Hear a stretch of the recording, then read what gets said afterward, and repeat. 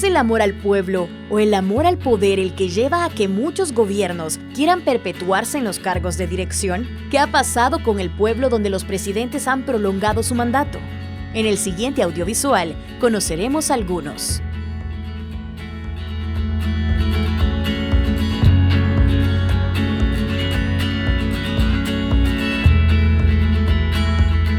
Artículo 88.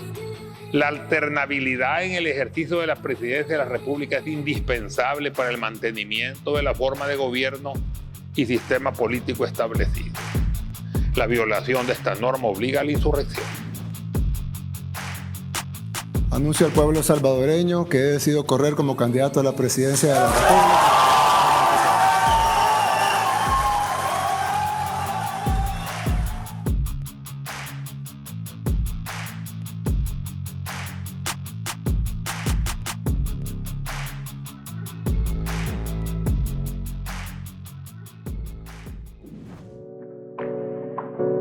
En el país, desde muy temprano, finales del siglo XIX, ya había una prohibición, a veces expresa, a veces implícita, respecto de la posibilidad de reelegirse de manera inmediata. Eso, digamos, intentó ser saltado, ¿verdad? Es decir, a pesar de que hubiese una disposición que prohibía la reelección inmediata. El caso más sonado en el siglo XX ya es el del general Hernández Martínez. Primero fue reelegido en una primera ocasión y después él iba a intentar una segunda, pero ya no se pudo. Era una reacción en la sociedad por las maniobras, digamos, de cómo creaba una nueva disposición constitucional que le permitiera, y siempre aparecía esta nota, ¿verdad? Por esta única vez, ¿verdad? Que se permitiera, o que no era válida la disposición constitucional que prohibía la reelección inmediata. Antecedentes históricos. La Constitución salvadoreña, vigente desde 1983 y reformada en 1992 en ocasión de los acuerdos de paz, en su artículo 152 establece: no podrán ser candidatos a presidente de la República, primero, el que haya desempeñado la presidencia de la República por más de 6 meses. A su vez, el artículo 154 dispone: el período presidencial será de 5 años y comenzará y terminará el día 1 de junio, sin que la persona que haya ejercido la presidencia pueda continuar en sus funciones ni un día más. Artículo 75. Pierden los derechos de ciudadano los que suscriban actas, proclamas o adhesiones para promover o apoyar la reelección o la continuación del presidente de la República, o empleen medios directos encaminados a ese fin.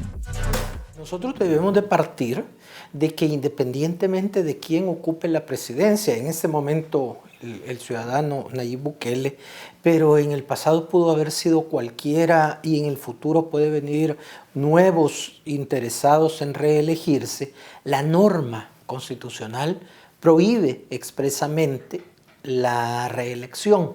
Y esa fue la interpretación histórica desde el 83 que se aprueba la Constitución, y el ciudadano Nayib Bukele también tenía esa misma lectura. La Constitución no permite que la misma persona sea presidente 2 veces seguidas. Puede ser presidente 80 veces si quiere, pero no seguidas. Hay un factor, digámoslo, de diseño institucional que obstaculiza, digamos, la intención de los presidentes de continuar, y entonces ellos lo que buscan es cómo saltarse legal o ilegalmente, digamos, esa medida para poder continuar. Eso ha ocurrido en Centroamérica, al menos, y hablo de reelección continua, ¿verdad? Eso ocurrió en Nicaragua, ocurrió en Honduras y va a ocurrir acá, que los presidentes que están en funciones cuentan con el apoyo de la autoridad, del máximo tribunal constitucional en cada uno de los países, que les ha permitido, les ha avalado mediante alguna sentencia o alguna resolución el que puedan ser reelectos.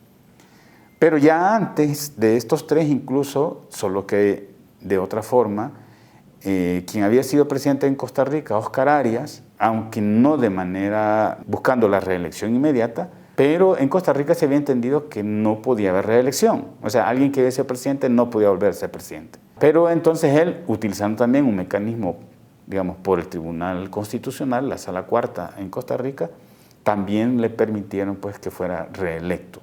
En Sudamérica eso ya había pasado también, en Bolivia, en Ecuador, en Venezuela. Entonces estamos ante situaciones en las que los presidentes, por alguna razón, cuentan con un apoyo popular y entonces ellos miden la posibilidad de continuar en el cargo. Y todos han recurrido al órgano judicial, al máximo tribunal constitucional, para que desde ahí se les habilite. Eso puede estar vinculado con simple personalismo, puede estar vinculado a narcisismo, ¿verdad? Pero también puede estar vinculado a corrupción y pues una manera de evitar que sean investigados una vez terminan su mandato. En Latinoamérica, son 6 los países donde, con base a lo que dice su constitución, la reelección presidencial está prohibida: Colombia, Guatemala, Honduras, México, Paraguay y El Salvador. Las naciones que permiten una reelección inmediata son Argentina, Brasil, República Dominicana, Ecuador y Bolivia.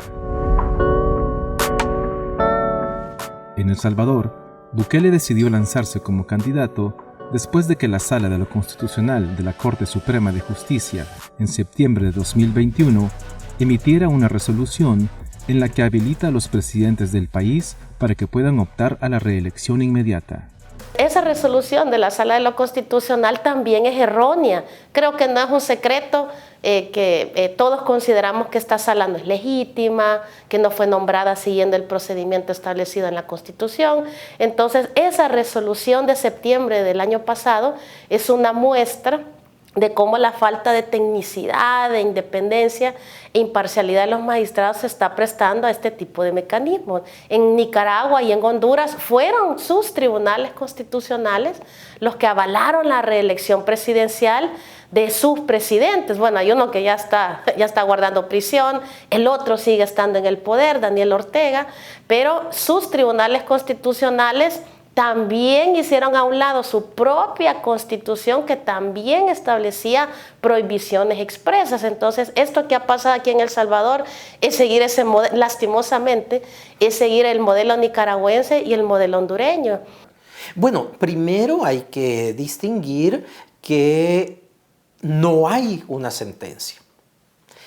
En una resolución de sobreseimiento, en un procedimiento sancionador, esta sala hace una, bueno, que no es ni sala legalmente electa, ¿verdad? Pero resulta que estas 5 personas hacen una interpretación. Ordenemos la situación. Hay un abogado que presenta una demanda solicitando la sanción en contra de una persona que promueve la reelección del ciudadano presidente. Entra a conocer la sala electa realmente y entonces admiten la solicitud. Estas 5 personas que fueron puestas en la sala de lo constitucional el 1 de mayo depuran esa demanda y entonces ahí dicen, no, mire, no hay suficientes pruebas para entrar a conocer, entonces sobresee, ¿verdad? No hay ni siquiera una resolución, sino que hay una resolución, sí, pero desestimando la acción porque no hay suficientes elementos. En esa resolución de sobreseimiento es que ellos entran a considerar el aspecto de la reelección. Ante esta resolución, que a juicio de los magistrados habilita la reelección presidencial, los funcionarios y diputados oficialistas comenzaron a validar y a promover la reelección del presidente Bukele. El vicepresidente Félix Ulloa incluso afirmó que en la Constitución habían artículos escondidos. No había leído bien el artículo porque, como te digo, es un artículo que estaba escondido, que no ha salido a la luz y que no se sabe. Cuando hagamos un ejercicio de interpretar no los magistrados, porque ellos lo hicieron. Y eso se va a cumplir porque es una sentencia y se cumple. Pero para satisfacción de los ciudadanos, de los académicos, de los periodistas. A pesar de los argumentos del oficialismo, abogados constitucionalistas del país insisten en que esta postulación y la posible reelección del presidente Bukele es ilegal. La sola candidatura, no solamente la reelección, ¿no?, en sí, como un hecho consolidado, sino la sola candidatura, el solo anuncio de la candidatura es claramente violatorio de la Constitución, es totalmente ilegal. Quizás la regla jurídica más importante sobre temas electorales que tiene la Constitución es la prohibición de la reelección presidencial continua. Es transversal a toda la Constitución. Hay multiplicidad de disposiciones constitucionales que prohíben precisamente la reelección presidencial. En este país, no, sobre todo en el siglo XIX, inicios del siglo XX, los presidentes se querían siempre reelegir. Y entonces las constituciones siempre decían, no se puede reelegir, ¿no? De nuestras 14 constituciones, prácticamente en 13 está prohibida la reelección desde 1841.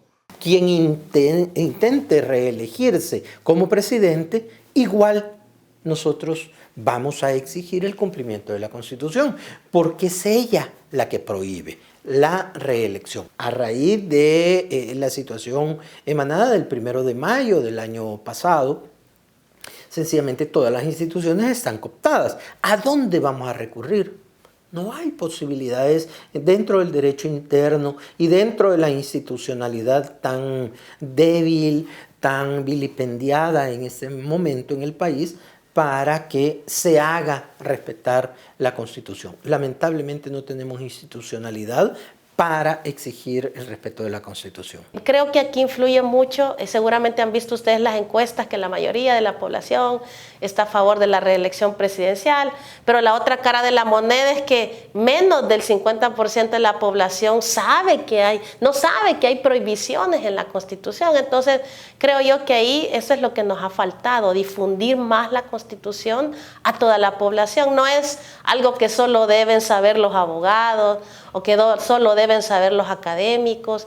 Al final de cuentas, la gente sí sabe que se les violan sus derechos por la 9ª prórroga del régimen de excepción, por ejemplo, pero no saben, por ejemplo, lo importante que es que hay una sala de lo constitucional independiente, la importancia que implica la alternabilidad en el ejercicio de la presidencia. Creo que eso nos ha faltado siempre, una cultura constitucional más allá de la abogacía o de la academia. El 15 de septiembre de 2021, Félix Ulloa presentó a Nayib Bukele un anteproyecto de reformas a la Constitución que no avala la reelección presidencial. Incluso es interesante que en el proyecto de reforma constitucional impulsado por el vicepresidente se mantiene la prohibición de la elección continua, y no solo se mantiene, sino que aclaran eso del periodo inmediato anterior, ¿verdad? O sea que en la visión del vicepresidente, que está plasmada en el proyecto de reforma constitucional, la reelección continua no iba a estar permitida. No hay una clara alternativa política, y eso hace pensar pues, en la alta probabilidad de que si él se inscribe primero en las elecciones internas, bueno, hay que ver con qué partido, ¿verdad? Si lo va a hacer con Gana, si lo va a hacer con Nuevas Ideas, o si van a crear una coalición. Todo eso falta que ver cuál va a ser el vehículo, pero fuera de eso, digamos, no se ve alguien que le pueda competir por el lado de la oposición. Pero más allá de si hay o no una alternativa, yo creo que lo más importante es que va a ser una elección fraudulenta, en términos no de que vayan a cometer fraude por el lado de la votación, ¿verdad? Sino por el lado de la candidatura, porque se trata de una candidatura que violenta la disposición constitucional. El sistema de protección de derechos humanos del sistema interamericano tarda entre 10 a 15 años en resolver. Y aunque dijera que es violatorio, digamos, de todos los tratados internacionales y todo, ¿Le va a hacer caso Bukele? Pues no, le va a dar absolutamente igual. En su editorial del 16 de septiembre de 2022, la Universidad Centroamericana José Simeón Cañas insistía en que la búsqueda de reelección presidencial es una clara y directa violación a la Constitución, con graves consecuencias para el país, que la permanencia en el poder ha solido estar acompañada del abuso, la persecución del disidente y la corrupción, y que por esa razón, las democracias, especialmente las que tienen un sistema presidencialista, han tendido a limitar la reelección. 2023 es un año importante para Nayib Bukele, que a pesar de contar con el apoyo popular, expertos presagian que será un año de campaña electoral por parte del gobierno, que le costará millones de dólares al país que pudieran ser destinados a cubrir necesidades básicas que aún tiene la población salvadoreña.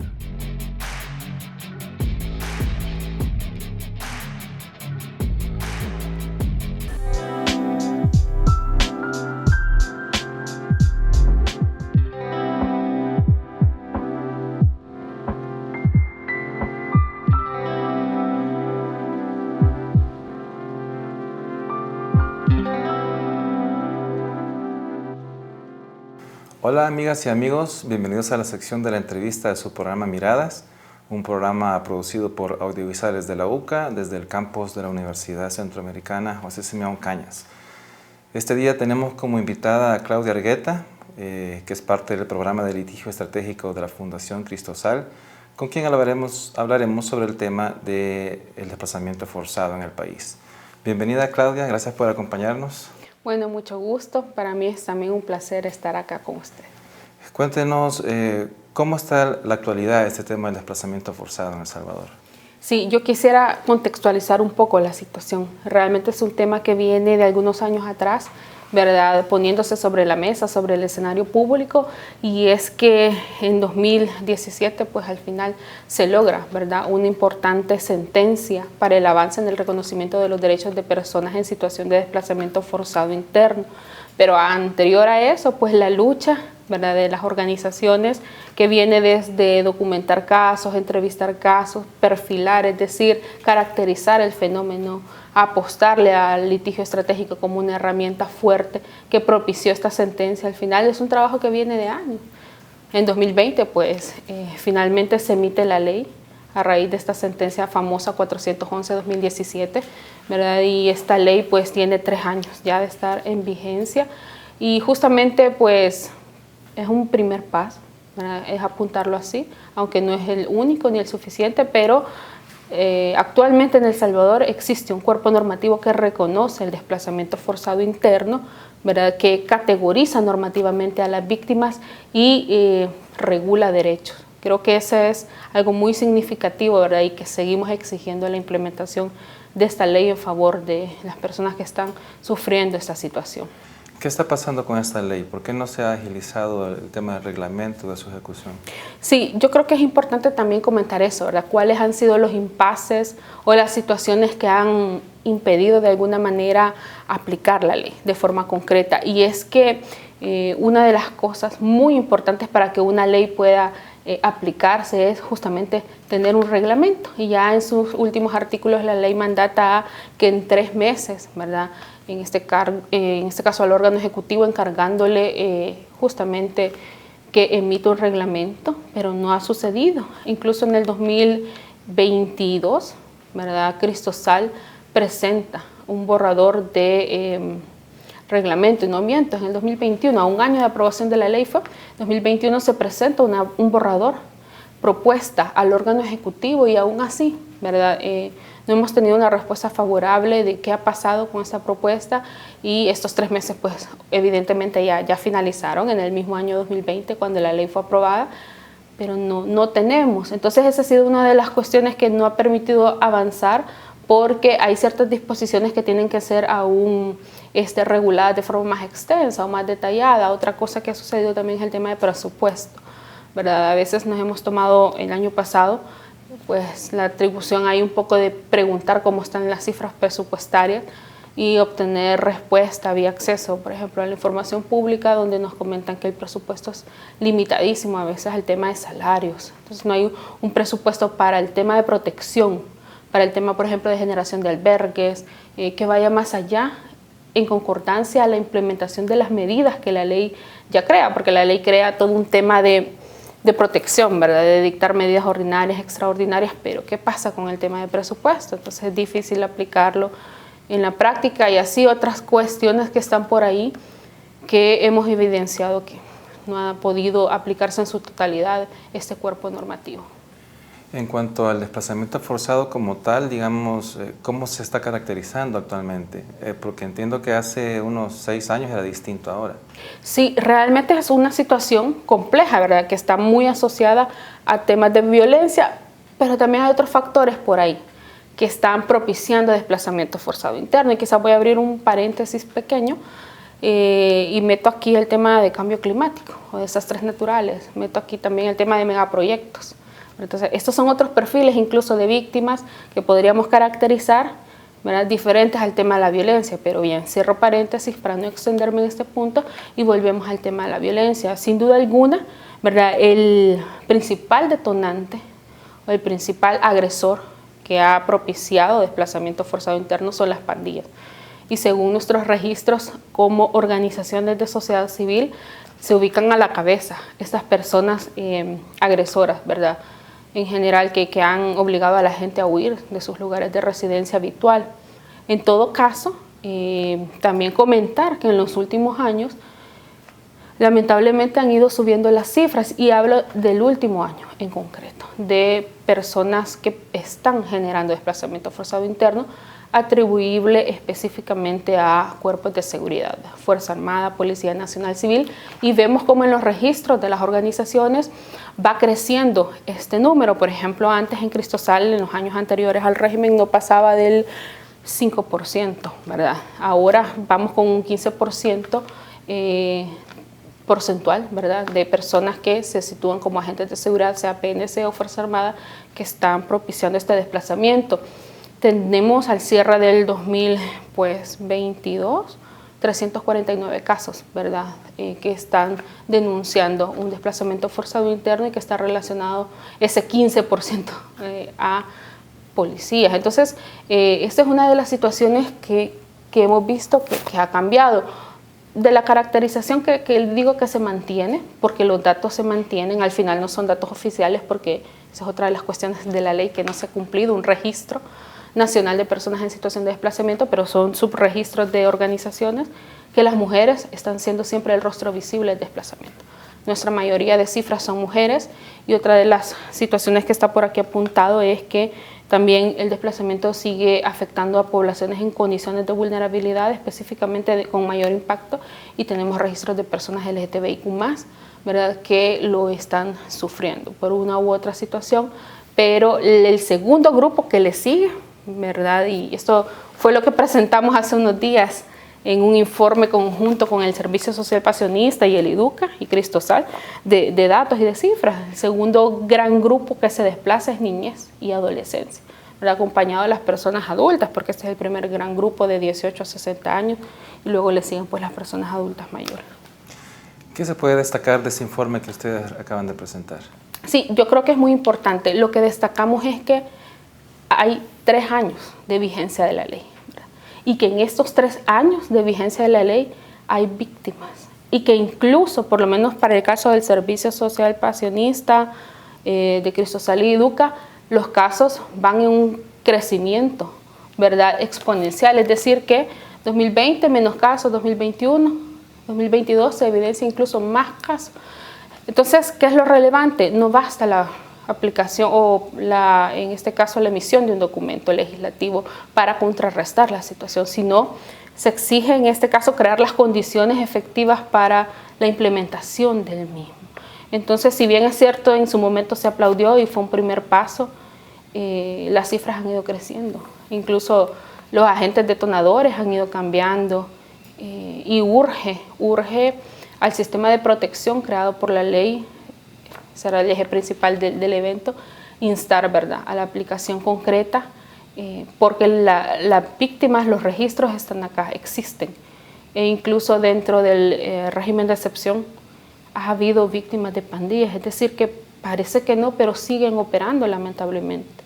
O sea, hay registros de personas que siguen siendo agredidas, entonces es urgente, ¿verdad?, a la Dirección Nacional de Atención a Víctimas, que es la encargada, el ente rector de la aplicación de esta ley, un llamado directo. Eso fue básicamente una de las cuestiones que hablábamos en el evento, a aplicar la ley. ¿Tienen datos precisos de mujeres y niños? Sí, yo creo que por eso tengo aquí a la mano este documento, que fue el infográfico que estuvimos presentando, y nos evidencia, por ejemplo, con el tema de mujeres, ¿verdad? Por ejemplo, para el caso de Cristosal, un 56.4 de los casos. Este es un compilado de los 3 años para las 3 organizaciones. Por ejemplo, Cristosal en esos 3 años atendió a 1.227 personas, ¿verdad? Entonces el 56% de esas 1.227 personas, mucho más de la mitad, son mujeres. Entonces es una cifra bastante alta, y el 36.3%, otro gran porcentaje, son niñez y adolescencia. Ese es para el caso de Cristosal. Por ejemplo, también quisiera mencionar para el caso del Servicio Social Pazonista. Tenemos que ellos atendieron a 358 personas en los 3 años, ¿verdad? Y el 91% de esas personas son mujeres. Entonces es un dato que incluso rebasa la mitad, es casi que la totalidad de población atendida en el tema mujeres. Y para el Servicio Social Pazonista, el 6% pues lo representan niñez y adolescencia. Igual para Educa, la población de mujeres es el 47%. Es una cifra que casi también llega a la mitad, ¿verdad? En estos 3 años ellos atendieron a 652 personas en total. Entonces, de esas 652 personas, el 47% son mujeres. Casi que es la mitad de las personas atendidas. Y para el tema de niñez es una cifra bastante grande también, porque representan el 33% de personas atendidas. Por eso hablábamos, ¿verdad? Las personas adultas mayores son como las que se posicionan como más afectadas, pero dentro de esas personas adultas, son mujeres las más afectadas, y luego le sigue el grupo de niñez y adolescencia. Ok, Claudia, para terminar, ¿qué se le puede decir a la persona que está con intención de desplazarse? Yo creo importante, primero, que sepa que movilizarse de su lugar de residencia habitual sin salir de la frontera del país implica un desplazamiento forzado interno, ¿verdad? Implica una flagrante violación a los derechos humanos.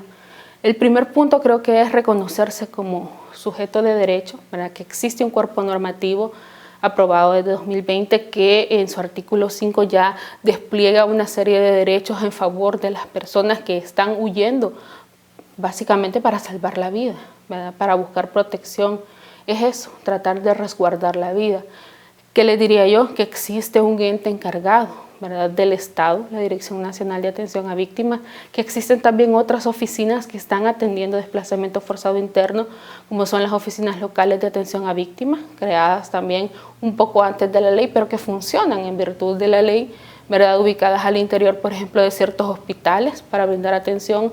La Procuraduría General de la República tiene una unidad de atención para personas en situación de desplazamiento forzado, y que es muy importante buscar protección. Yo no quiero hablar del tema de denuncia penal, de una investigación para la gente, de castigar eventuales responsables, porque la gente tiene mucho miedo en este punto. La gente tiene realmente un temor bastante grande de alguna represalia, ¿verdad?, y algún tema de desprotección por parte del Estado. Entonces, la idea o el eje central no es denunciar este tipo de cosas, pero sí activar a las instituciones responsables en búsqueda de protección y de restitución de derechos, porque al final se pierden una serie de derechos en este problema que están relacionados a todo el plan de vida de la gente: salud, educación, ¿verdad?, vivienda, trabajo, alimentación. Entonces, es importante activar a las instituciones del Estado justamente para desafiarlos en el tema de aplicación de la ley. Pero si la gente no siente también la confianza, ¿verdad?,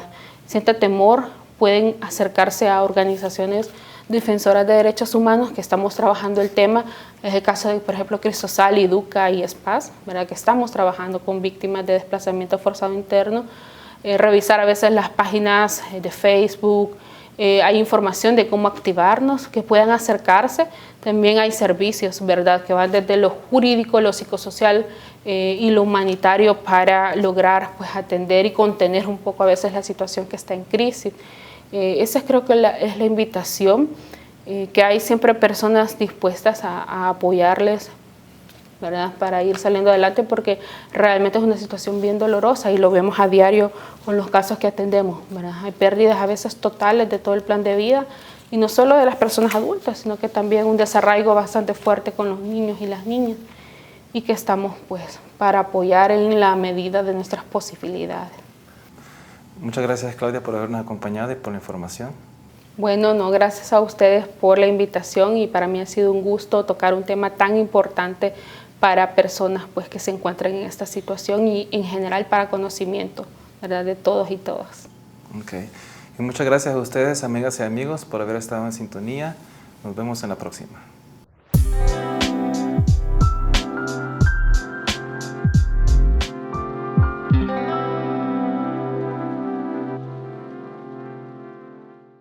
Bailes y danzas que nos heredaron nuestros antepasados, que nos han acompañado a lo largo de la historia en las celebraciones de muchas fiestas patronales a lo largo del territorio nacional. Es por ello que Audiovisuales UCA trae 3 producciones que no pierden actualidad, donde podremos disfrutar hermosas costumbres de nuestras raíces.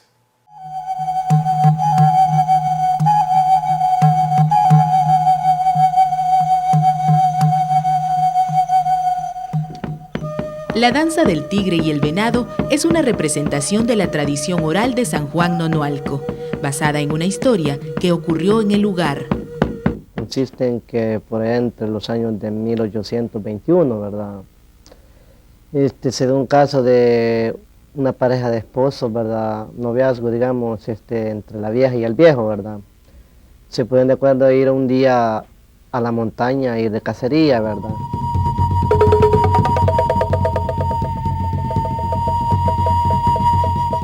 Como el tigre los atacó a ellos, pues ellos se pusieron, pues el viejo iba con su fusil, ¿verdad? Y en eso pues la vieja iba con su flecha, que podemos decirle, ¿verdad? Y le tiraban y no le calaban, ¿verdad?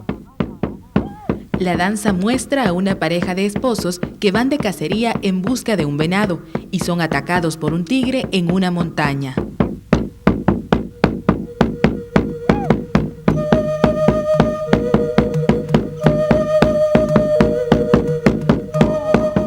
Esta danza muestra la representación típica de la cacería de animales salvajes, como el tigre que pretende comerse a la pareja de esposos.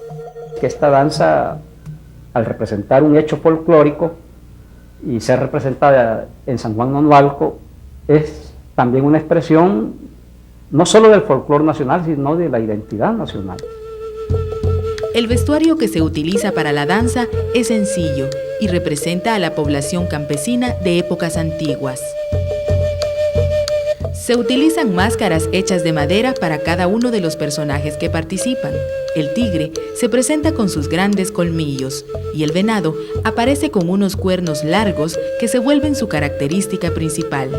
Además de las máscaras, también se utilizan otros instrumentos.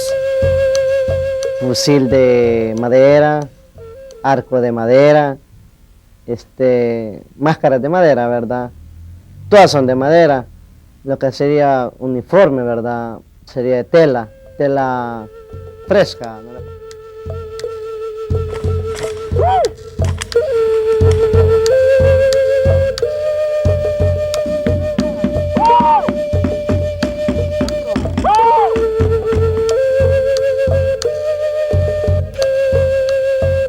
Esta danza tiene un significado religioso, dedicada a un santo por haber rescatado a la pareja de esposos de las garras del tigre.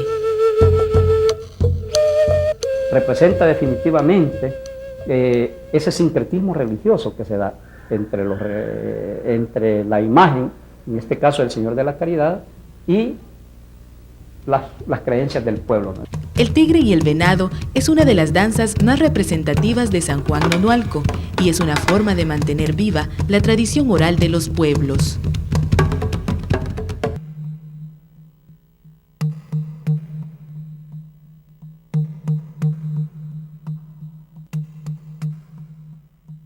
Las danzas tradicionales representativas del país se conservan principalmente en los pueblos indígenas como la de moros y cristianos, que a lo largo del tiempo aún se continúa practicando como parte de la herencia cultural.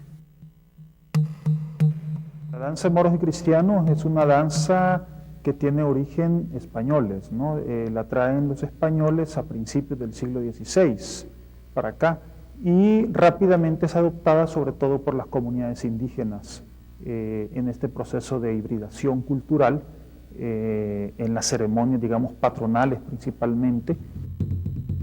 La danza de moros y cristianos es considerada por algunos investigadores como un híbrido de culturas española e indígena donde se conserva su significado, pero se modifica otros aspectos como el vestuario, de acuerdo a las necesidades de los mismos pueblos indígenas. La danza de moros y cristianos en realidad es un fenómeno de transculturación propia de la época, ¿no? Al imponer esa danza y ser una danza repetitiva en muchos pueblos de nuestro país, pero en casi toda Latinoamérica también, esta danza fomentó la imposición de la religión católica. El significado de la danza es la conquista de los españoles hacia los pueblos indígenas, representado en los moros y cristianos. Que en realidad el relato está hablando de la lucha entre españoles e indígenas. Los moros en realidad son los indígenas. Y finalmente yo diría la lucha de los indígenas en contra de los blancos. La ropa de colores fuertes y llamativos, símbolos de media luna y espejos, es el atuendo que caracteriza el aspecto físico de los moros.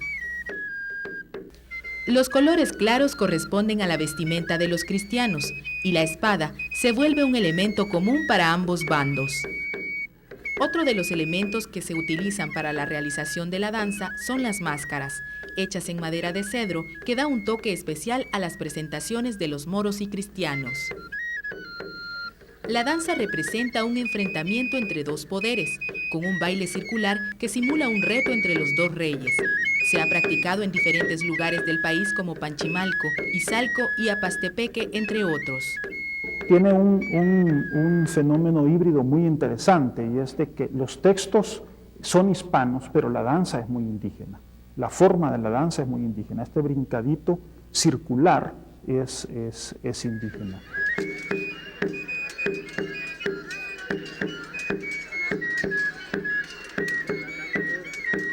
Pese a las dificultades económicas para invertir en vestuario, máscaras y todo lo que se necesita para la danza, se sigue practicando en la actualidad. Y queremos siempre mantenerlas para que nuestras tradiciones, ¿verdad?, y el amor pues al santo patrono que nosotros veneramos no se pierda. Esta danza en general representa los rasgos imperiales, por decirlo así, de la madre patria, en este caso España. ¿En qué sentido? España, con el fenómeno de la conquista, trata de imponernos obviamente su cultura, y una de ellas era precisamente el hecho de querer demostrar su hegemonía cultural, no solo en las tierras que estaba conquistando, sino en todo el mundo.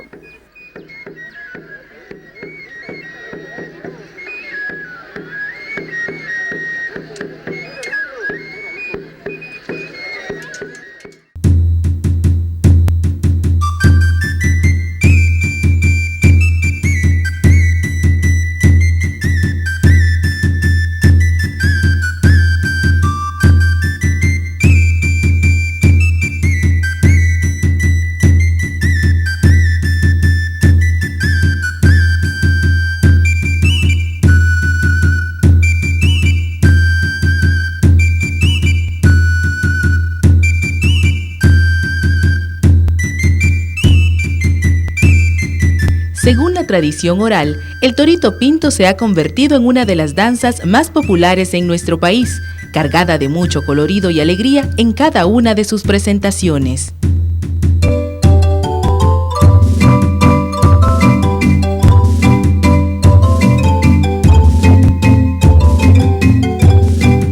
No, en realidad no puede haber un momento de partida, ¿no? Es decir, una fecha específica, pero sí esto parte de la época colonial. Pues ¿en qué momento de la época colonial? Eso es bien difícil establecerlo, ¿no? ¿Por qué? Porque las tradiciones en realidad son así. Para quienes lo practican en lugares como San Antonio Abad, es una danza que sus antepasados les heredaron, como el caso de Don Celio López. Sí, se practica prácticamente desde 1903. Y de ahí viene el abuelo de mi abuelo, llega hasta 1979. En 1982 tomo yo parte ya en el grupo, soy integrante del grupo y a la vez pues me compenetro ya en el estudio y empiezo yo a enseñar desde ese tiempo. Según la tradición oral, esta danza nace como una imitación a las costumbres del jaripeo, toreo y rodeo, que los españoles residentes en zonas como Chalatenango practicaban y que los indígenas trataban de ridiculizar. Es decir, es una cuestión de imitación. Por eso es que algunos sostienen que en realidad esta danza no es propiamente originaria de nuestro país, ¿no? Sino que se practicó prácticamente en toda la región centroamericana. Pero eso no le quita obviamente su valor histórico y folclórico, ¿no?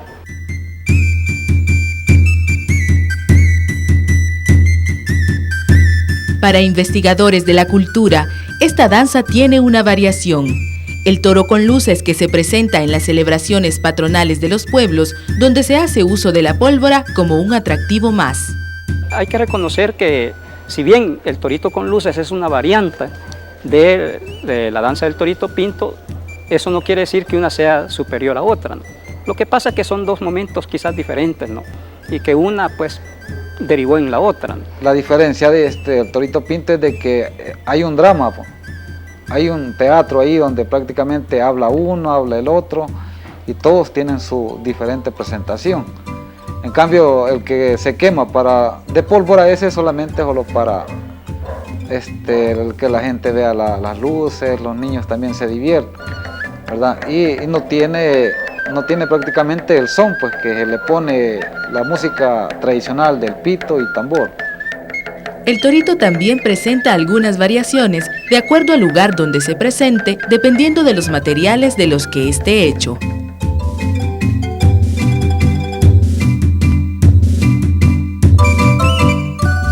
Según un estudio realizado por la Universidad de El Salvador, algunos utilizan esta danza para expresar su fe, otros sus sentimientos y otros solo para divertirse y entretenerse.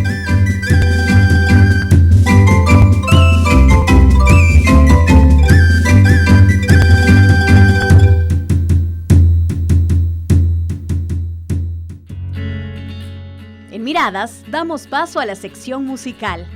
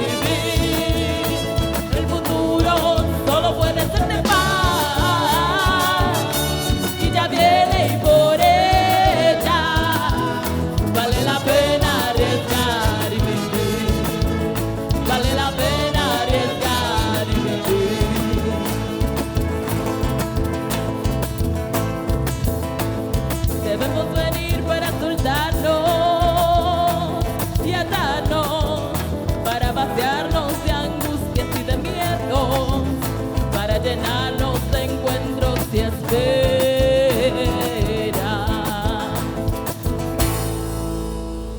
Acaba de llegar de una vez, sí, tu paz,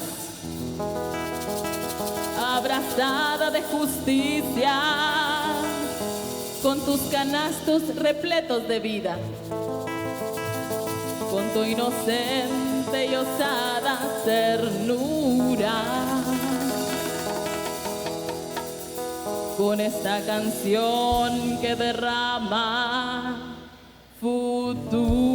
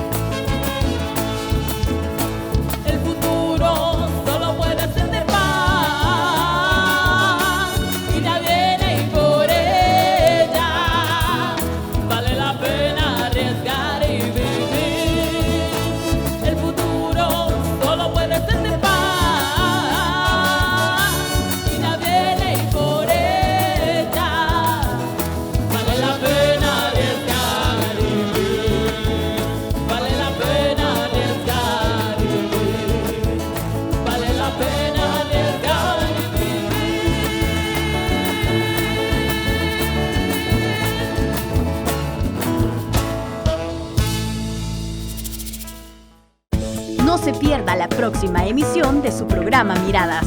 Nosotros podemos trabajar y somos capaces de hacer las cosas igual como las personas que ven u opinan que a veces hasta las hacemos mejor que los demás. Es el deseo de uno a seguir adelante y de vencer ese obstáculo que uno tiene